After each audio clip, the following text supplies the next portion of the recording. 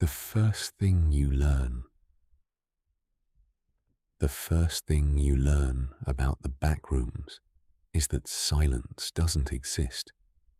People always describe this place as quiet. They're wrong. The lights never stop buzzing. The carpet is always damp beneath your shoes. Sometimes you can hear the walls settling, almost like an old house breathing in its sleep. At first, those sounds comfort you.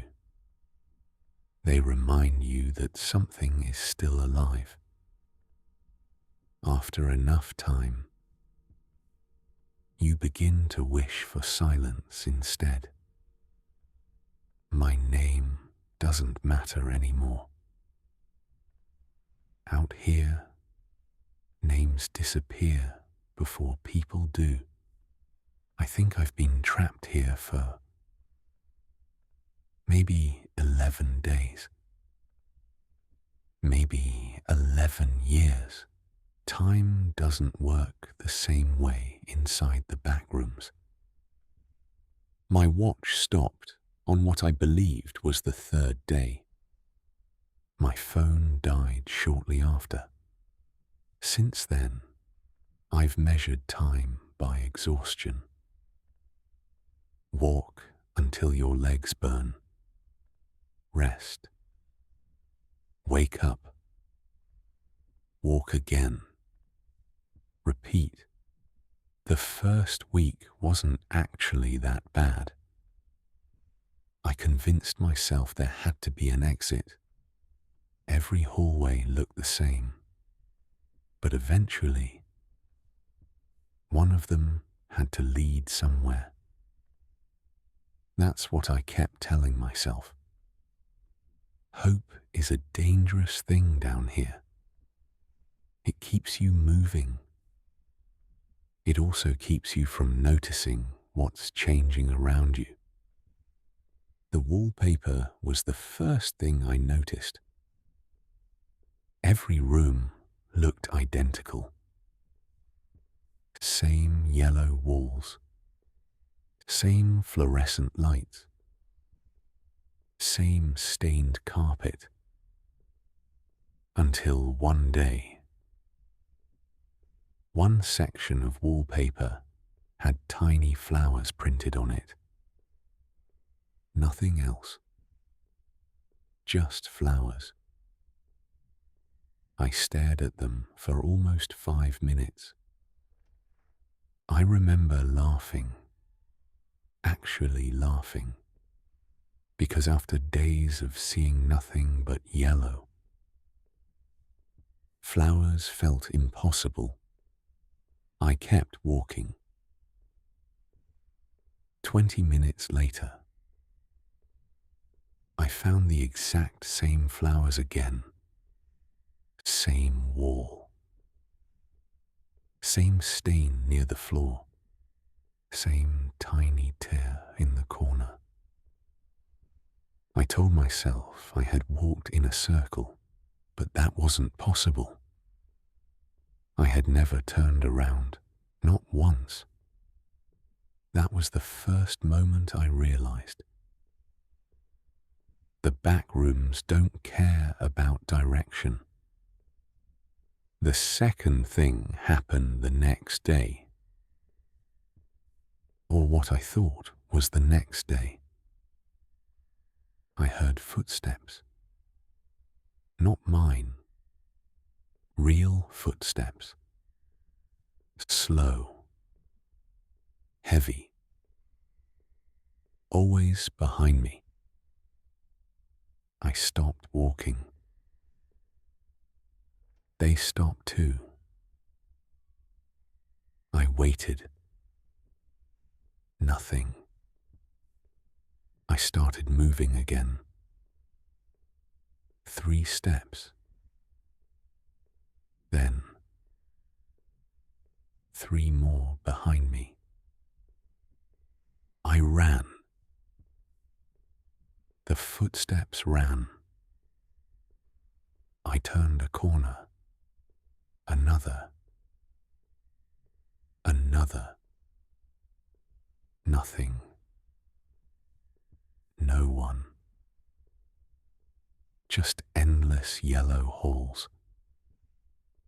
I stood there trying to catch my breath. That's when I looked down. There were wet footprints on the carpet, fresh ones, leading toward me. Not away from me, toward me, as if someone had been standing exactly where I was. Just seconds earlier, I should have left. Instead, I followed them. Curiosity has killed more people than monsters ever could. The footprints continued for what felt like miles, always perfectly spaced, always fresh, until they simply ended. No doorway, no room, no corner, just gone. I remember kneeling beside the last footprint, touching the carpet. It was still warm. That's impossible. Carpet shouldn't be warm. Not here. Not in this place. I stood up, and that's when I heard it. A voice. Quiet. Almost whispering. It said, "Don't follow yourself." I spun around so fast I nearly fell. Nobody. Nothing. Only the lights buzzing above me.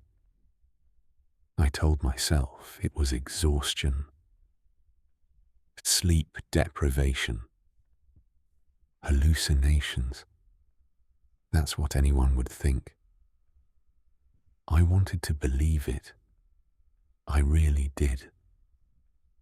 Then I noticed something that froze every muscle in my body. There was another set of footprints. Not in front of me. Behind me. I decided to ignore the second arrow. I turned away. I told myself I was done chasing impossible things. Whatever had carved it, whatever had been following me, I didn't want to know anymore. I just wanted to survive. So I walked. One hallway, then another, and another, for what felt like hours. Eventually, the buzzing became quieter. The air felt colder. For the first time since arriving here, I thought maybe, just maybe, I had finally escaped whatever had been stalking me. Then I noticed something. There was a door. A real door. Plain white, no handle, no markings. Just standing at the end of the hallway. It was the first door I'd seen since I arrived. My heart started racing. This had to be it. An exit. I walked toward it. Slowly. Carefully. When I was only a few feet away, I saw writing on the wall beside it. Only 3 words. I decided to ignore the second arrow. I turned around and kept walking. Minutes later, I found another wall. There was only one sentence carved into it. You finally turned around. I froze. Because I hadn't. Not once. I had never turned around since entering the backrooms, which meant something else had, and it had been watching me the entire time. If you ever find yourself here, never trust the silence. Never follow footsteps. And whatever you do, don't look behind you. Some things only exist once.